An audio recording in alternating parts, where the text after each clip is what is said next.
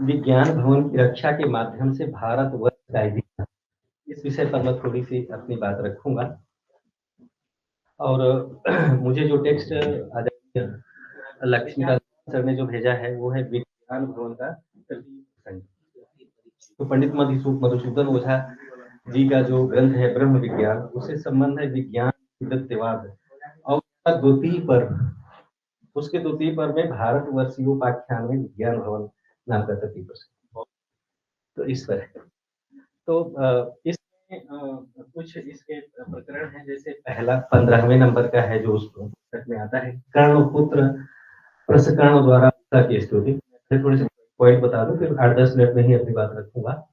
और फिर अगला उसमें जो प्रकरण है वो कक्षीमान दीर्घतमा द्वारा उषा की स्तुति, विरूप के पुत्र अष्टादंश द्वारा इंद्र की स्तुति करते हुए उषा की स्तुति, फिर महर्षि आपके द्वारा अधिदैवत उषा की स्तुति, फिर विज्ञानशाला स्थित सूर्य चक्र द्वय में से एक चक्र का देवेंद्र के द्वारा हरण। ये टॉपिक पर उसका डिटेल पुस्तक नहीं आया। और अगला है उषा के कारण सूर्य सदन में दस्युओं का आक्रमण तथा इंद्र और पुत्र द्वारा उसका निवारण।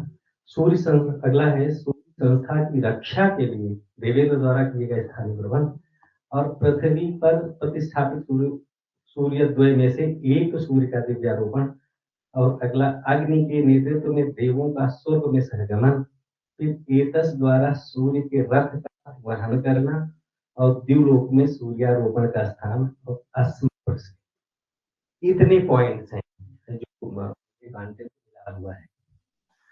तो जो प्रसंग है वो इंद्र विजय का है कि भारतवर्ष के राजा हैं इंद्र, और उनकी जो विजयों की गाथा है उस पर ये गोष्ठी प्रवर्तित हो रही है।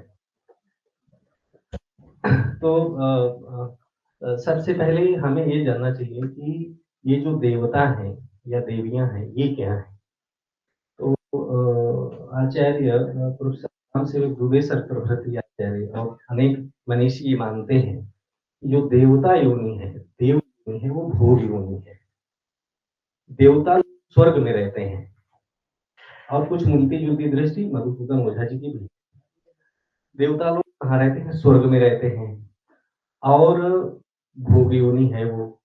देवताओं को वो तपस्या करके अहम ब्रह्मास्मि ऐसे वाक्यों की घोषणा नहीं कर सकते, उनको मोक्ष नहीं मिल सकता। तो उनका क्या है, ये जो देवता लोग जितने भी हैं स्वर्गलोक के वासी, इनके जो उनका जो अदृष्ट है, इनके जो पुण्य कर्म है, जब तक इनका सुख भोग स्वर्गलोक में रहने का है तब तक वहां पर ये रहेंगे। उसके बाद फिर ये मनुष्य लोक में आएंगे। और इसका जिक्र वो पूर्व में भी आता है, कालिदास भी करते हैं, जो उधर उज्जैनी का वर्णन करते हैं। तो ये मान्यता है, सामान्य मानता है। अब आप देखिए ये जो इंद्र हैं ये क्या है? स्वर्ग के राजा हैं, और जो इंद्र के साथी हैं वो सब देवलोक के भी हैं और पृथ्वी लोक के भी। हालांकि सुबह आप लोगों ने देखा होगा, माननीय विजय गर्ग सर ने बहुत अच्छे से दिखाया था कि वो लोगों की मान्यता क्या है। तो कुछ लोगों को उन्होंने बताया, कुछ को नहीं बताया, लेकिन एक दृष्टि ये भी है। तो स्वर्ग लोक के लोग हैं, देव योनि में है, और वहां पर कौन जा सकता है? आप और हम ही जाएंगे। हम लोग यहाँ पर अच्छे कर्म करेंगे, और मरने के बाद फिर अगर स्वर्ग के लिए हमने क्वालिफाई कर लिया तो हम ही वहां पहुंचेंगे। और जब तक हमारे पुण्य कर्म इतनी मात्रा में रहेंगे कि वहां पर जितने समय के भूखे भी पर्याप्त है, उतने समय तक हम वहां पे रहेंगे, और जैसे ही खत्म हुई वैसे फिर हम अपने लोक में वापस चले आते हैं। ये आई थिंक स्थापित मान्यता है। तो ये मान्यता है। अब इसमें इंद्र को देखिए, इंद्र को भी प्रोफेसर दुबे प्रभृति आचार्य हम लोग मानते हैं कि ये जो इंद्र का पद है ये क्या है? ये अपने प्रधानमंत्री की तरह का पद है। ये एक पद है, इस पर लोग बदलते रहते हैं। जैसे आदरणीय विजय सर ने बताया कि वैकुंठ नाम का एक इंद्र विराजमान हुआ था। तो इंद्र का जो पद है उस पर लोग बदलते रहते हैं, आते जाते रहते हैं। ये भी हो सकता है कि हम में से जितने लोग यहाँ सभा में विराजमान हैं, हम लोग भी कभी स्वर्ग में रहे होंगे, और हो सकता है हम में से कोई इंद्र के पद को भी अलंकृत किए हो। भाई इंद्र भी वो बनेगा तो वो ब्रह्म हो नहीं सकता। इंद्र को जब भी उसके पुण्य कर्म खत्म होंगे पृथ्वी लोक में ही आना पड़ेगा, है ना। और हम लोग पृथ्वी लोक में हैं, तो ये भी एक संभावना हो सकती है, नहीं किया जा सकता। तो अब दूसरी बात कि ये जो देवता है ये भोग युक्त है। तो अब हम शुरू करते हैं ये जो मुझे टेक्स्ट मिला है। कर्ण के पुत्र कर्ण, इन्होंने उषा की स्तुति की है। उषा की देवी के रूप में, उषा को अब सब लोग जानते हैं। उषा की जो सूर्य के आने से पहले वो अपने रथ में सवार होती है, आती है, विभावरी है, प्रकाशित करती है, अंधकार को दूर करती है, सबको गाय और घोड़ों से युक्त धन देती है। और प्रार्थना भी की गई है कि गाय और घोड़ों से युक्त हमें धन प्रदान करे और देवताओं को सोमपान करने के लिए वो पृथ्वी में लाएगा। अब देखो यहाँ पर क्या है, ये कई मेरे पास सूत्र हैं, उसमें उषा से प्रार्थना की गई है गाय और घोड़ों से युक्त। तो आप सब लोग जानते हैं कि प्राचीन काल में जो गाय थी वो द्रव्य विनिमय का साधन थी। गाय से दूध घी भी मिलता है, दही भी मिलता है। कृपया ध्यान दें, आप लोग बात कर रहे हो। हाँ, आप लोग सुनिए ना, इंद्र की बात हो रही, इंद्र नाराज हो जाएगा। तो ये सारा मिलता है। और घोड़ा घोड़ा सवारी का साधन रहा होगा। घोड़ा भी बहुत जरूरी है। अगर हमारे पास वाहन ना हो, यात्रा करें, पैदल कितना चलेगा, घोड़ा तो नहीं चल सकता है। इसलिए घोड़ा और गाय का मांगना ये बहुत ही उचित मांग थी।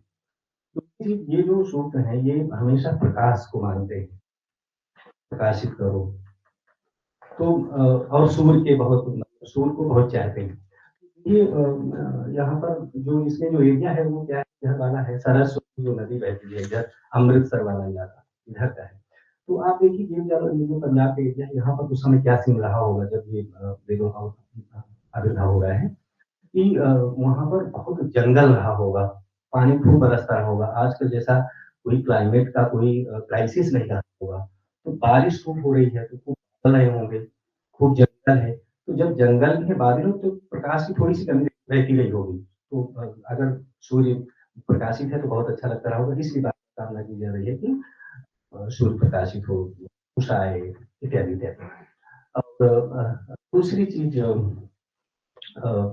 क्या है, सूर्य। अब देखिए ये जो आर्य हैं या जो वेदों के ऋषि हैं, ये बहुत ही जो विरोधी तत्व हैं, उनसे संकेत रखते हैं। कहीं ये सूर्य को गायब ना कर दें।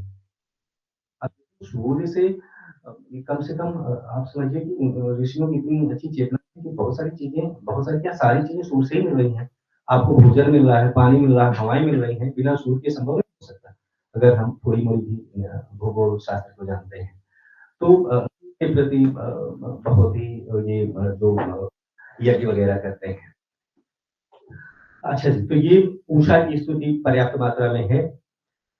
और फिर इंद्र की भी स्तुति है, क्योंकि राजा के बिना नहीं कहा जा सकता। इंद्र जो है वो राजा है। और इस समय देखिए, इस समय का जो समाज है लोगों की, वो क्या है कि इंद्र का राजा, सॉरी, स्वर्ग का राजा इंद्र है, और इंद्र के साथ मनुष्य लोक के लोगों का संबंध बराबर बना हुआ है। इंद्र अपने स्वर्ग से यहाँ पे पृथ्वी पे आता है, यहाँ पर लोगों की समस्याओं को हल करता है, यहाँ के लोगों को भी स्वर्ग ले जाता है, अपनी समस्याएं हल करवाता है, फिर आना जाना रहता है। और इसका अभी अभी ज्ञान शाकुंतलम में भी हमने देखा है, उसमें भी जो इंद्र है वो इंद्र की मदद के लिए दुष्यंत जाते हैं, फिर वहां से आते हैं। तो ऐसा है। तो जो देवता लोग हैं वो हमारे जैसे ही हैं, क्योंकि हम ही लोग देवता बनते हैं। जब कर्म खत्म हुए फिर वापस आ गए, मनुष्य बन गए, फिर देवता बन गए। तो अब इसमें जो एक मेजर जो इवेंट है जिससे इंद्र विजय को कनेक्ट करना है, वो क्या है, वो है एक लड़ाई। और ये लड़ाई एक स्त्री को लेकर के है। देखिए पहले कई सूक्तों में उषा की एक बहुत अच्छी देवी के रूप में वर्णन किया गया, उसका श्रद्धा है। तो बाद में हुआ क्या कि एक सूर्य संस्था है या सूर्यायतन नाम की एक जगह होती है। अ, वहीं पर ये दस्यु एक जो है वो सूषण नाम का एक दस्यु है, वो भी वहीं रहता है, और उषा भी वहीं पर है। तो अब उषा तो देव योनि में है, भोग योनि जिसे हम कहते हैं, और दस्यु तो पृथ्वी का आदमी है। और दस्युओं को आप लोग सब दास दस्यु सब आप लोग जानते हैं। तो हुआ क्या कि इन दोनों में प्रेम हो गया। ये जो दस्यु है, सुषण दस्यु, इसने प्रेम पास में उषा को ले लिया। तो देवताओं को ये कोई किसी को भी अच्छा नहीं लगेगा। भाई अपने समाज की स्त्री दूसरे समाज में जाके नहीं अच्छा लगेगा। अब और उससे वो रिवेंज भी होगा। जैसे पाकिस्तान से सीमा हैदर आई, तो यहाँ से अंजू की व्यवस्था करके वो ले गए। तो ये स्त्रियाँ इस तरह के मतलब अभिमान का या अहंकार की चीज़ें बन करके लड़ाई का कारण बनती हैं। तो ये उस समय से चला आ रहा है। तो उषा के कारण अब लड़ाई होगी। अब उषा देखो, उषा इतनी हाई प्रोफाइल महिला है, टैलेंटेड है, और वो चली गई उसके पास, शुष्क दस्यु के पास। तो अब देवता लोग हो योनि में, तो कुछ लोग तो हो सकता है उषा का भी वेट करते हैं कि भाई कभी उषा के साथ हमारी भी शादी हो। वो एक तो घर जाने से बहुत सारे देवता लोग जले होंगे, ठीक है। और दूसरी चीज, वो जो दस्यु है शुष्क, वो तो बड़ा मतलब उसने बड़ी मेहनत करके पाया होगा, इतना आसान तो नहीं था होगा उषा को अपने साथ ले। तो क्या हुआ कि वहां पर एक जो जगह है वहां पर सूर्य चक्र रखे हैं। तो बहुत सारी चीजें यहाँ पे कुछ कही नहीं गई हैं, तो उससे थोड़ा सा रीड करने की जरूरत है। यानी रीडिंग बिटवीन द लाइंस जो होता है वो क्या है, वो ये है कि दो कारण हो सकते हैं। एक तो ये कि जो देवता लोगों को पसंद नहीं आया तो उसको धमका देते होंगे, दस को कि इसको छोड़ दो, नहीं तो हम तुमको चक्र रखे हैं, इनसे देख लेंगे, तुम्हारे ऊपर ही चलेंगे। दूसरी चीज हो सकता है कि दस्यु बहुत मजबूत स्थिति में रहे हों, देवता लोग डोमिनेटेड रहे हों दस्युओं से, तो अब ये लोग और गुंडागर्दी के उतारू हो गए हों। तो ये लोग क्या कि भाई चलो हमारे पास उषा भी आ गई और अब इनको और तंग करते हैं। तो जहां पर इनके सूर्य चक्र रखे हैं उनका ये मर्डर करने लगे। मतलब वो जो सूर्य चक्र बहुत इंपॉर्टेंट होते हैं, एटमी वेपन्स तो दो ही हैं वो। तो ये वहां पर सूर्य चक्र पर नजर लगाने लगे, ये जो है ये शुष्क दस्यु और इसके और साथी। तो फिर वहां पर एक अगस्त ऋषि आते हैं, उन्होंने एक मीटिंग करी कि भाई ये सब कैसे चलेगा, इसका कुछ उपाय करना चाहिए। ये लोग ऐसे तंग कर रहे हैं, हमारे जो वेपन्स हैं उनको भी ये लोग ले जाएंगे, उषा को भी ले गए। तो उन्होंने मीटिंग करी, तो उसमें सूर्य चक्र ने फिर इंद्र को बुलाया और कहा कि भाई ये इनको पहले पहले जो हमारे वेपन्स है इनको आप तो सुरक्षित करिए। तो एक जो है कुत्स नाम का एक इसमें कैरेक्टर है, वो वहां रहते हैं स्वर्ग में। कहा कि कुत्स के पास एक ले जाओ चक्र, एक तो वहां रखाओ, एक द्विलोक में ले जाओ। तो इस तरह से ये जो है इंद्र का फिर से यहाँ पे आवाहन किया गया है, ये छोटी सी मतलब समस्या के लिए। छोटी सी बड़ी समस्या है, क्योंकि इस तरह के जो देखो जो जयचंद्र और पृथ्वीराज का मोहम्मद गोरी का जो मसला था, वो एक संयोगिता के कारण था। वो भी इसी तरह की लड़ाई थी। शिशुपाल और कृष्ण की वो रुक्मणी को लेकर के जो उस तरह का विवाद है वो है। और अपने यहाँ जो गुलाम वंश की स्थापना हुई थी, तो उसमें उसमें रजिया का जो अफेयर है उसके नौकर के साथ, ये सब इस तरह के। तो इस तरह की एक इवेंट आकर के कि इस तरह में हो गई। तो फिर इंद्र ने क्या किया, अब इंद्र जो है वो इंद्र का बाकी लोगों ने स्तुति की है देवताओं ने, किस रूप में किया कि भाई आपने क्या किया कि उसको मारा, सुष्णुदस्यु को इंद्र ने उसको मार दिया।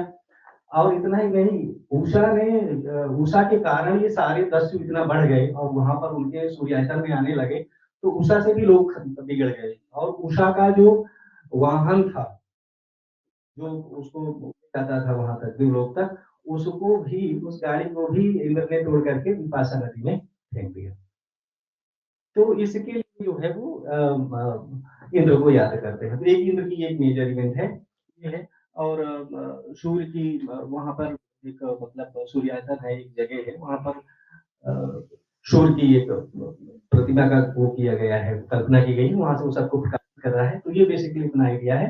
तो अब बस एक एक मिनट और कर दीजिए। अब ये इतिहास है। अब देखो, हम जो इतिहास पढ़ते हैं, बहुत हमारे पूर्व वक्ताओं ने बताया इतिहास से को पढ़ करके, अब इतिहास से पढ़ करके हम अपने चीज निकाल लें तो वही बुद्धिमानी है। इतिहास को हम बदल नहीं सकते।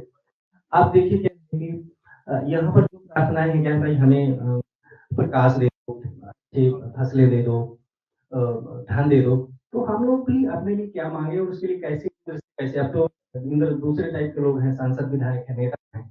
तो हमारे आसपास जो जरूरत की चीजें हैं, जैसे पर्यावरण इतना प्रदूषित हो रहा है दिल्ली में, यहाँ का जो गंदगी है सड़कों के किनारे या जिन बस्तियों में है, वहां उस कैसे उस गंदगी को दूर ले जाया जाए और कैसे वहाँ पर फूल खिलाए जाएँ, अच्छी अच्छी हवा हमें कैसे मिले, उसके लिए हम प्रार्थना करें और प्रार्थना क्या करें भाई, इंद्र वगैरह क्या थे, राजा थे और आजकल के राजा लोग मंत्री वगैरह हैं, सरकारें हैं, तो वहाँ के जो ऋषि वगैरह हैं, उस समय के तो देखिए प्रशासक वर्ग से डायरेक्ट कनेक्शन है। और बहुत सारे आचार्य हैं जो डायरेक्ट मंत्रियों मतलब संपर्क में रहते हैं। तो ऐसे करके बहुत सारी समस्याओं को दूर किया जा सकता है।